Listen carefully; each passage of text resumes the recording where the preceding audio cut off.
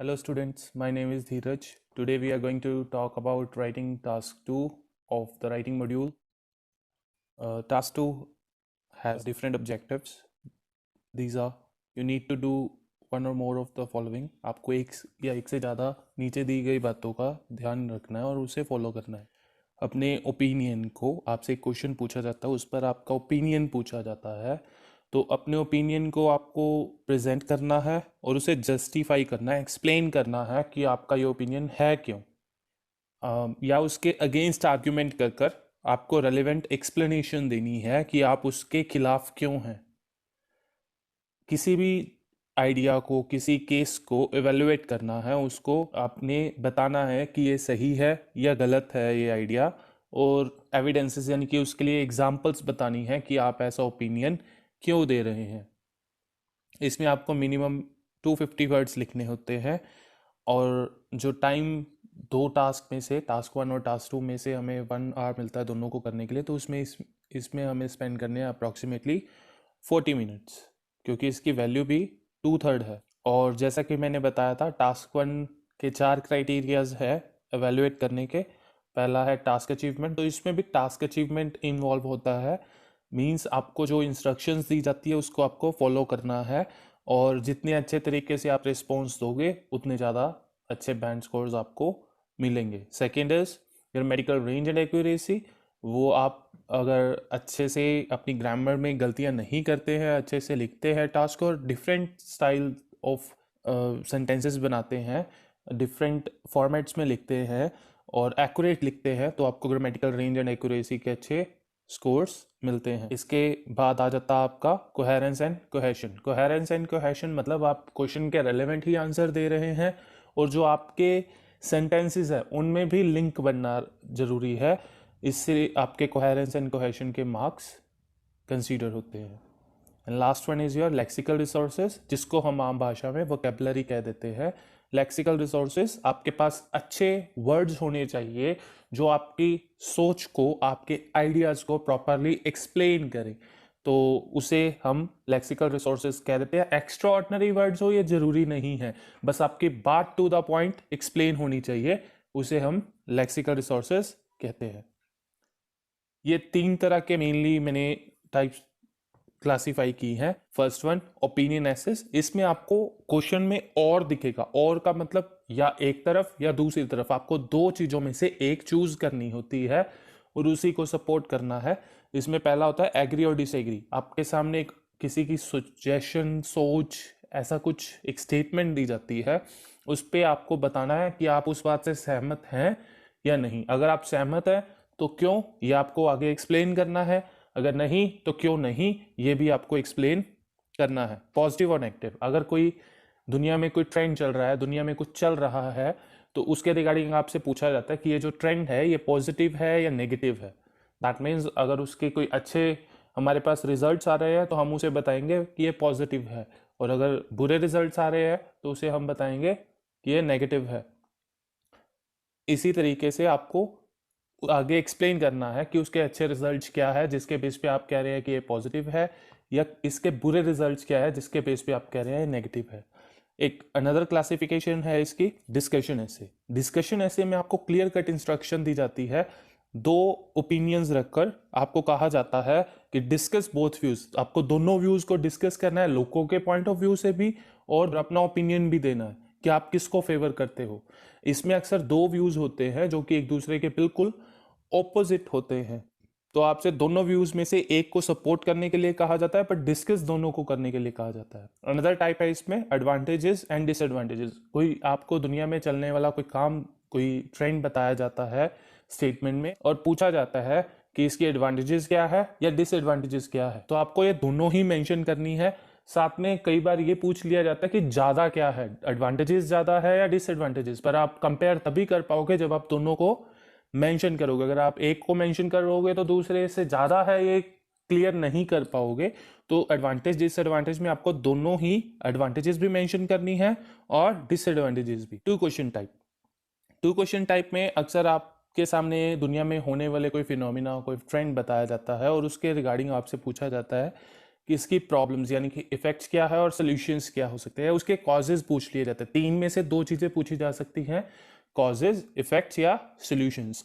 तो इन तीनों में से कोई 2 चीज़ें पूछी जाती हैं। ये काफ़ी ईजी होता है, इसे आप आराम से अटेम्प्ट कर पाओगे एक बार समझने के बाद। रैंडम क्वेश्चन टाइप, इसमें आप ऊपर दिए गए किसी भी टाइप में ये नहीं आता है। रैंडम क्वेश्चन में कोई भी रैंडम क्वेश्चन आपसे पूछा जा सकता है, ये भी काफ़ी इजी होता है। इसमें 2 क्वेश्चंस आते हैं, एक ही ट्रेंड के रिगार्डिंग, एक ही स्टेटमेंट के रिगार्डिंग 2 क्वेश्चंस आपसे पूछे जाते हैं। मैं आपको ये सारे टाइप एक एक करके इनके एग्जांपल्स दूंगा, पर आज हम सबसे पहले टाइप से स्टार्ट करते हैं, एग्री और डिसएग्री। पर उससे पहले हम डिस्कस करेंगे कि आपके टास्क 2 में क्या फॉर्मेट रहेगा, क्या आपको करना है। तो things to remember in task 2, make sure you read all parts of the question before proceeding further. Basically आपको क्वेश्चन को ध्यान से पढ़ना है, एक एक चीज़ उसका कवर अप करना है, समझना है आपसे क्वेश्चन में पूछा क्या गया है, तभी आप उसका आंसर कर पाएंगे। टास्क 2 में मैं स्पेसिफिकली आपको कहूँगा, लिखने से पहले आपको एक प्लानिंग करनी है, आपको प्लान करना है, आपको सोचना है आपको लिखना क्या है। इसी से आपकी कोहेरेंस एंड कोहेशन अच्छी आ पाएगी, यानी कि आप क्वेश्चन के रेलेवेंट अच्छा आंसर दे पाएंगे और जो आपके सेंटेंसेस है वो एक दूसरे से अच्छे से लिंक हो पाएंगे। अगर आप प्लानिंग नहीं करते हैं तो ये फैक्टर आपके टास्क में से मिसिंग रह जाता है। टॉपिक से आपको ऑफ नहीं जाना है, टॉपिक के बारे में ही बात करनी है। अगर आप कुछ और बातें बीच में लिखने बैठ जाते हैं तो उससे आपके मार्क्स चले जाते हैं, आप ऑफ टॉपिक हो जाते हैं। एग्जाम्पल्स, आपको एग्जाम्पल्स प्रोवाइड करनी है। मैं रिकमेंड करूंगा कि आपको हर एक पैराग्राफ में एटलीस्ट एक एग्जाम्पल देनी चाहिए और वो रेलेवेंट एग्जाम्पल होनी चाहिए और फेमस होनी चाहिए। आपको कोई भी ऐसी एग्जाम्पल नहीं देनी है जो लोगों को नहीं पता, खास करके अपनी पर्सनल एग्जाम्पल। कई एक्सेप्शंस हैं, आप अपनी पर्सनल एग्जाम्पल कई एक्सेप्शंस में दे सकते हैं, पर वो बहुत कम होता है। ज़्यादातर आपको एक फेमस एग्जाम्पल देनी चाहिए जिसे हर इंसान जानता हो। राइटिंग इनफॉर्मल लैंग्वेज बिल्कुल नहीं करना है, आपको अवॉइड करना है इनफॉर्मल वर्ड्स लिखने का। जैसे स्लैंग्स नहीं यूज़ करने हैं, शॉर्ट फॉर्म्स नहीं यूज़ करनी है, कॉन्ट्रैक्शंस जैसे डोंट, कांट, ये नहीं यूज़ करने हैं। आपको प्रॉपरली लिखना चाहिए। पैराग्राफ्स में लिखना है, ऐसे ना हो कि आप सारा का सारा जो टास्क है आपका टास्क 2 वो एक ही पैराग्राफ में हो। आपको एटलीस्ट उसमें 4 पैराग्राफ्स बनाने चाहिए। पहला पैराग्राफ आपका होगा इंट्रोडक्शन, जो कि इंट्रोड्यूस करेगा कि आपका टॉपिक क्या है और उस पर आपका ओपिनियन क्या है।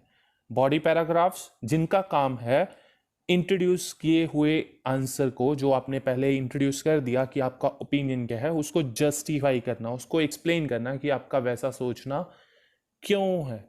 और कंक्लूजन का काम होता है एक तो एग्जामिनर को जो आपके ओपिनियन है उसे रिवाइज करवाना और ये बताना कि आपने यहाँ पर ऐसे अपना एंड कर दिया। मैं आपको रिकमेंड करूंगा कि 250 से ज़्यादा वर्ड तो हमें लिखने ही है, 280 के आसपास वर्ड्स लिखिए ताकि आप सेफ जोन में रहें। और बहुत ज़्यादा वर्ड्स में नहीं लिखने हैं, वैसे तो कोई अपर लिमिट नहीं है, आप चाहे जितने मर्जी वर्ड्स लिख सकते हैं, पर अगर आप ज़रूरत से ज़्यादा लिखते हैं तो आप टाइम भी ज़्यादा कंज्यूम करेंगे और उसमें आपके गलतियों के चांसेस, स्पेलिंग एरर्स या ग्रामेटिकल एरर्स के चांसेस भी इंक्रीज हो जाते हैं। तो ज़रूरत से ज़्यादा भी नहीं लिखना है। वैसे भी ऑफ द रिकॉर्ड मैं आपको ये कहना चाहूँगा कि एग्जामिनर के पास एक फिक्स नंबर ऑफ शीट्स आती है चेक होने के लिए, एंड बहुत ज़्यादा लिखा हुआ भी एग्जामिनर को इरिटेट करता है अकॉर्डिंग टू मी। मैक्सिमम आपको 40 मिनट्स लगाने हैं। इसमें आपको प्लानिंग करनी है, राइटिंग करनी है और प्रूफ रीडिंग भी करनी है। आपको कम से कम 4 से 5 मिनट बचाने हैं कि आप प्रूफ रीड कर सकें। इनकेस आपकी कोई गलती होती है तो उसे आप पढ़कर एक बार फिर से रिकरेक्ट कर सकें। प्लानिंग कैसे करनी है? प्लानिंग, जैसे मैंने आपके सामने एक एग्जाम्पल क्वेश्चन रखा है, recent advancements in technology have made TV screen so live that people do not need to go for any live performance, example shows or concerts. To what extent do you agree or disagree? तो ये question है आपके सामने। मतलब recent जो TV में improvements हुई हैं, तो वो इम्प्रूवमेंट्स इतनी विविड हो गई हैं, इतनी अच्छी हो गई हैं कि हमें लाइव परफॉर्मेंस में जाने की ज़रूरत है ही नहीं। ये हमारी स्टेटमेंट है। अब हमें बताना है कि हम इस स्टेटमेंट से सहमत हैं या नहीं, एग्री है या नहीं। अब नीचे मैंने प्लानिंग करके दिखाई है आपको, जैसे इंट्रोडक्शन में बैकग्राउंड स्टेटमेंट हमारी TV screen replace the live events, basically हमारा टॉपिक ये है। तो मैंने इस पे व्यू दिया है कि मैं डिसएग्री करता हूँ, क्योंकि लाइव शोज़ के आज भी मैजिक बरकरार है, आज भी मैजिक वैसे का वैसे है। बॉडी पैराग्राफ, अब हमें एक सेंट्रल आइडिया चाहिए बॉडी पैराग्राफ का। जैसे मैंने पहले बॉडी पैराग्राफ में ये एक्सेप्ट कर लिया कि हाँ टीवी स्क्रीन बहुत विविड हो गई है, बहुत अच्छी हो गई, इसमें कोई शक नहीं है, पर उसको मैंने कॉन्ट्रडिक्ट ये किए कि जो स्टेटमेंट ऊपर है उसको ये कहकर मैंने कॉन्ट्रडिक्ट किया है पैराग्राफ 2 में कि लाइव शो की अभी भी इंपॉर्टेंस है। टीवी स्क्रीन के इतने एडवांस होने के बावजूद लाइव शोज की अपनी इंपॉर्टेंस है। कंक्लूजन में हमें कुछ खास नहीं करना है, जो हमने आंसर दिया है उसी को पैराफ्रेज करना है, रीट्रेट करना है, ताकि एग्जामिनर को एक बार रिवाइज हो जाए कि हमारा आंसर क्या था। अब बॉडी पैराग्राफ की प्लानिंग कैसे करनी है, हमारा मेन आइडिया था कि टीवी स्क्रीन अभी भी ठीक है, उसमें लाइव विविड इंफॉर्मेशन हमें मिलती है, अच्छी है, नो डाउट, इसमें कोई डाउट नहीं है। तो हम इसे लोगों के पॉइंट ऑफ व्यू से बताएंगे, क्वेश्चन जो ऊपर स्टेटमेंट उस पॉइंट ऑफ व्यू से बताएंगे। देखिए, पीपल कंसीडर इट बेटर, लोग इसे बेटर समझते हैं। हम अपनी बात नहीं कर रहे हैं, हम लोगों की बात कर रहे हैं, और हम ये जरूर लिख देंगे इसमें कोई डाउट नहीं है।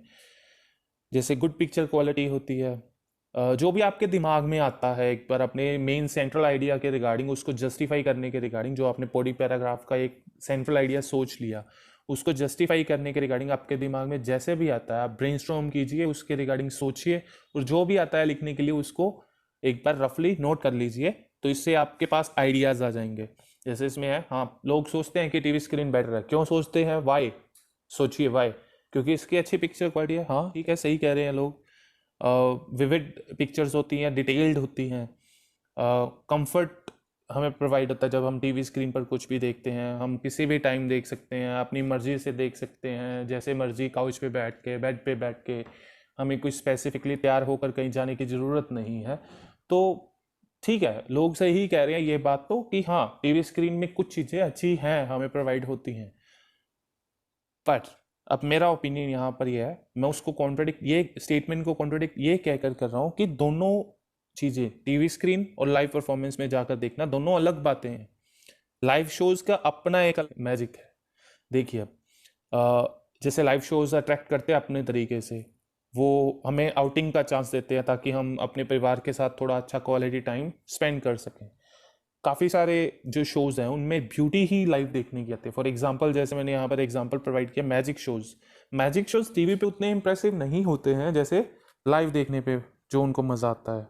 एक अलग सी एनर्जी होती है वेन्यू में, जैसे हम क्रिकेट मैच देखने जा रहे हैं तो वहाँ पर एक माहौल ही वैसा होता है, वो माहौल, वो एनर्जी हमें कभी भी घर बैठकर फील नहीं हो सकती। तो लाइव शोज़ की अपनी एक जगह है, यहाँ पर ये पूरा ऐसे अगर हम कंपाइल करते हैं, एक साथ जोड़ते हैं, तो यहाँ पर ये प्रूव होता है कि टीवी स्क्रीन हाँ एडवांस हो गई है, अच्छी हो गई है, इसमें कोई शक नहीं, पर लाइव शो की रिप्लेसमेंट इसने कर दी है, नहीं, ऐसा नहीं है। तो हम इसको अब डिटेल में लिखेंगे, ये सिर्फ एक ब्रेनस्टॉर्मिंग थी, हमने सिर्फ आइडियाज सोचे हैं। डिटेल में कैसे लिखेंगे वो हम आप पूरा ऐसे लिखते हैं। इंट्रोडक्शन कैसे लिखना है, सबसे पहले देखिए, 2 सेंटेंसेस होने चाहिए, एक बैकग्राउंड स्टेटमेंट और एक आंसर स्टेटमेंट। बैकग्राउंड स्टेटमेंट हमें सिर्फ जो ऊपर क्वेश्चन में स्टेटमेंट दी गई है उसे पैराफ्रेज करना है, उसे अपने स्टाइल में लिखना है, बात सेम होनी चाहिए, वर्ड्स बदलने चाहिए, पर मीनिंग उसका सेम होना चाहिए। और आंसर स्टेटमेंट हमारा जो ओपिनियन है उसको लिखेंगे। देखिए, एक एग्जांपल आपके सामने रख रहा हूँ, जैसे ये हमारा क्वेश्चन था और ये answer.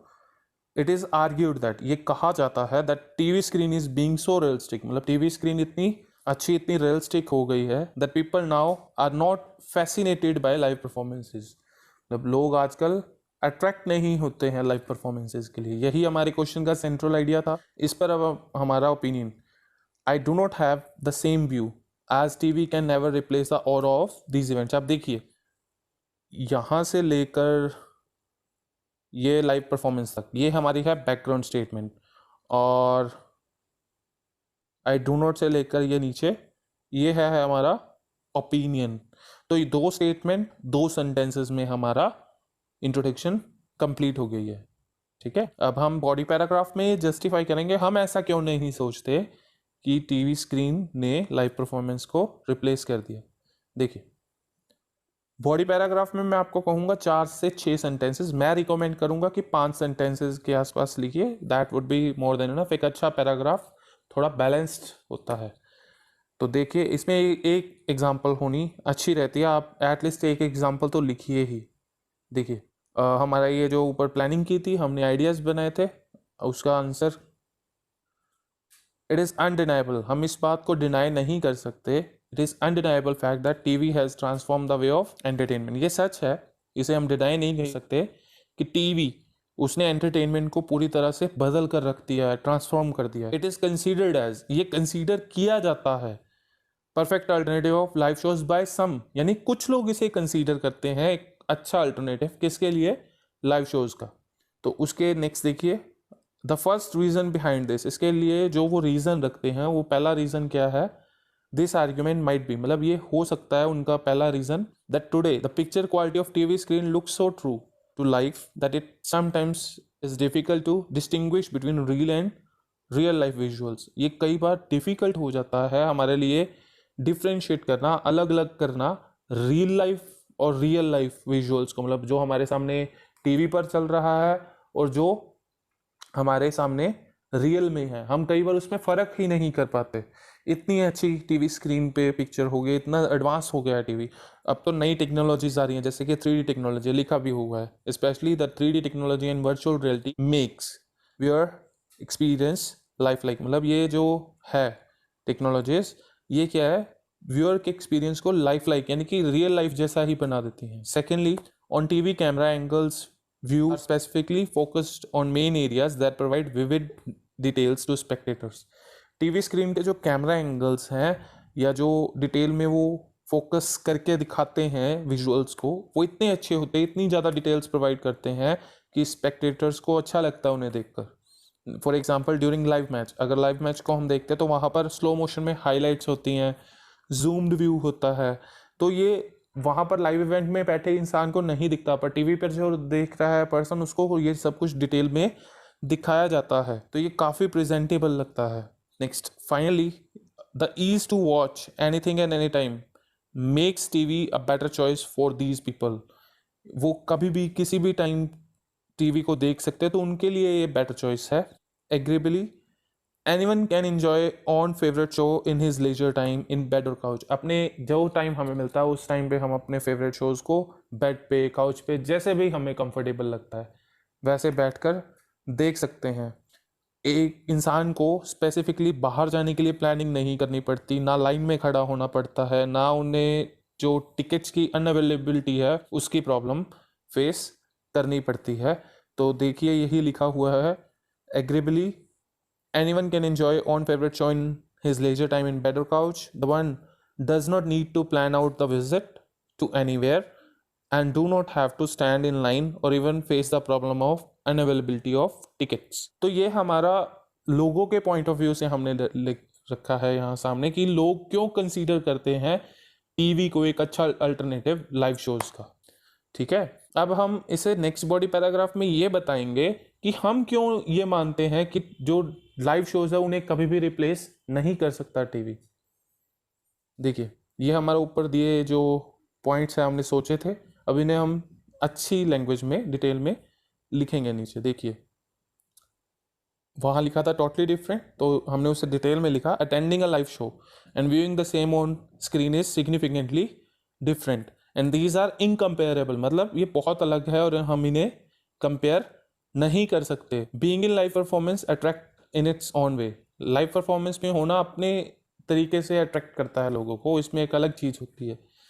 Next, the best thing about it, appeal of these events and atmosphere they are performed in are incredible. जो अपील है, जो अट्रैक्शन है इन शोज़ की और जो एटमॉस्फेयर यहाँ का होता है वो हम कंपेयर नहीं कर सकते, वो इनक्रेडिबल होता है। The strange elusive energy, elusive मतलब खास, एक अलग, जो बहुत कम मिलती है, एक अलग सी एनर्जी होती है वहाँ पर ऑडियंस और परफॉर्मर के बीच में, तो ये व्यूअर के एक्सपीरियंस को बहुत अच्छा बना देती है। देखिए यही लिखा हुआ है, the strange elusive energy between audience and performer involves the viewer completely in that, they lose track of time, मतलब इतना इन्वॉल्व कर देती है हमें कि एक इंसान टाइम ही भूल जाता है। Moreover some live shows are worth watching but are not telecasted on TV. बहुत सारे लाइव शोज ऐसे होते हैं जो देखने लायक होते हैं पर वो टीवी पर नहीं दिखाए जाते because no renowned artist present them. So to enjoy such shows people need to be physically present at these places. तो ऐसे शोज को एंजॉय करने के लिए हम लोगों को या लोगों को उन जगह पर, उन वेन्यूज पर लाइव जाना पड़ता है, देखने पड़ते हैं। For example live music shows, dramas, operas, ये डीप इंप्रेशन रखते हैं लोगों पर। as well as the chances to have an outing and to break the monotony of life while spending quality time with family could not be offered by television। जो हमें chance मिलता है outing का और जो मोनोटनी मतलब हमारा daily का सेम सा रूटीन, वो एक बार हमें उसे ब्रेक मिल जाती है जब हम क्वालिटी टाइम स्पेंड करते हैं अपने फैमिली के साथ एक लाइव शो में, जो कि टेलीविजन कभी भी ऑफर नहीं कर सकता। तो इससे जस्टिफाई होता है कि लाइव शोज की अपनी इंपॉर्टेंस है। हाँ, टीवी हमने पहले ही कह दिया कि हाँ वो काफ़ी एडवांस हो गया, पर लाइव शोज़ को रिप्लेस कर पाएगा ऐसा कभी भी नहीं होगा। अब हम लिखेंगे इसका कंक्लूजन छोटा होना चाहिए, क्लियर होना चाहिए और आपके ही व्यूज़ को रिट्रेट यानी कि रिपीट करना चाहिए। इसमें कुछ भी नया ऐड नहीं करना है। कंक्लूजन का मतलब ये है कि आपके पूरे एस्से का निचोड़। अगर आप इसे कुछ नया ऐड कर देते हैं तो एग्जामिनर वहाँ पर सरप्राइज हो जाएगा। मैं आपको रिकमेंड करूँगा कि आपने कुछ भी लिखना है अपने बॉडी पैराग्राफ में लिखिए, उसे एक्सप्लेन कीजिए, बट कंक्लूजन में अपनी बात को बस दोबारा रिपीट करना है पैराफ्रेज कर। इससे हम अपनी वोकैबुलरी के स्किल्स दिखा सकते हैं। तो देखिए, in conclusion, no doubt how advance TV could be, it can never fade away, यानी ये कभी फीका नहीं डाल सकता। It can never fade away the importance of live presentations, ये कभी फीका नहीं कर सकता लाइव प्रेजेंटेशन की जो इम्पोर्टेंस है। ठीक है, अब मैं आपको एक और चीज़ बताता हूँ जो कोहेरेंस एंड कोहेशन के बारे में। देखिए, टास्क में जो आपका फर्स्ट बॉडी पैराग्राफ था, यहाँ पर कोहेरेंस एंड कोहेशन के लिए हमने कुछ वर्ड्स डाले हैं जो कि हमारे एक सेंटेंस को दूसरे सेंटेंस से लिंक करते हैं। मैं उन्हें अंडरलाइन कर रहा हूँ आपके लिए। सबसे पहले the first reason behind this argument, पहला रीज़न। ठीक है, उसके बाद जब हमने दूसरा सेंटेंस, दूसरा आइडिया अपने सामने रखा तो वहाँ पर हमने लिखा था सेकेंडली। ठीक है, एग्जाम्पल से पहले हमने मेंशन किया कि हम एग्जाम्पल दे रहे हैं, फिर फाइनली। तो ये हमारे लिंकिंग वर्ड्स है, ये हमारे पूरे पैराग्राफ को इकट्ठा जोड़ कर रखते हैं। ठीक है, और हमें अपने टास्क में कॉम्प्लेक्स सेंटेंसेस लिखने हैं। कॉम्प्लेक्स सेंटेंसेस यानी कि एक ऐसा सेंटेंस जो कि कई सेंटेंसेस से मिलकर बना हो। तो ऐसे ही हमारे सेकंड बॉडी पैराग्राफ में देखिए, यहाँ भी कुछ लिंकिंग वर्ड्स हैं जो कि हमारी कोहेरेंस एंड कोहेशन में हेल्प करते हैं। देखिए, द बेस्ट थिंग, उसके बाद हमने लिखा था more over and for example. ठीक है, एज वेल एज, ये हमारे लिंकिंग वर्ड्स है। ये सिंपल होने चाहिए, ये वोकेबलरी में इंक्लूड नहीं होते हैं। बहुत सारे इंस्टीट्यूट्स यही चीज़ें सिखाते रहते हैं, इन्हीं बातों पर स्ट्रेस देते रहते हैं, कुछ लाइंस रटाते रहते हैं स्टूडेंट्स को, बट मैं ऐसा कभी भी नहीं कहूँगा। ये एक साइन बोर्ड की तरह है, यानी ये डायरेक्शन देते हैं, एग्जामिनर को बताते हैं कि हमारी बात कैसे आगे जुड़ रही है। जो मेन कंटेंट है, जो वोकेबलरी है, वो मैं आपको दिखाता हूँ अभी। जो हमने वोकेबलरी यूज की थी अपने टास्क में, वो क्या थी। लिंकिंग वर्ड्स और वोकेबलरी में डिफरेंस है। जैसे फर्स्ट वर्ड था एल्यूसिव एनर्जी, इसका मतलब है डिफिकल्ट टू फाइंड। ये टॉपिक स्पेसिफिक वर्ड है, हर टॉपिक में हम यूज नहीं कर पाएंगे। ऐसे वर्ड्स जो स्पेसिफिकली उसी टॉपिक के रिगार्डिंग है, वही वर्ड्स हम वोकेबलरी में कंसीडर करते हैं। जैसे ऑडियंस वर्ड हर टाइप के टॉपिक में नहीं आएगा। रियल टाइम कनेक्शन, फेडिंग जैसे वीकनिंग, धीरे धीरे किसी चीज को फीका डाल देना। एरोड करना मतलब धीरे धीरे किसी चीज का खत्म होना। एक्सेसिबिलिटी मतलब पहुंच। फास्ट पेस्ड वर्ड्स मतलब fast speed life. Do house hold chores जैसे कि माइनर घर के काम। यूनिक अलग। एज ओवर मतलब किसी चीज के ऊपर बेनिफिट होना। विटनेस किसी चीज को लाइव देखना। ट्रांसफॉर्म चेंज करना। रिमार्केबली मतलब बहुत बड़ा, बहुत ज्यादा बड़ा। ट्रू टू लाइफ ऐसा लाइफ जैसा। Real and real life. Flexible जिस चीज़ को हम चेंज कर सकें। रीशेड्यूल्ड, जो टाइम के अकॉर्डिंग सेट किया जाता है। स्पेक्टेटर्स, ऑडियंस को कहते हैं। तो ये वोकेबलरी वर्ड्स हैं जो हम यूज़ कर सकते हैं इस टॉपिक में। ये ऐसा हर टॉपिक में ये वाले वर्ड्स हम नहीं यूज़ कर सकते। ये वोकेबलरी वर्ड्स है जो मैंने पहले आपको दिखाए थे, वो आपके लिंकिंग वर्ड्स है, वो कोहेरेंस एंड कोहेशन में आपके ऐड होते हैं। That's all for today's lecture. Thanks.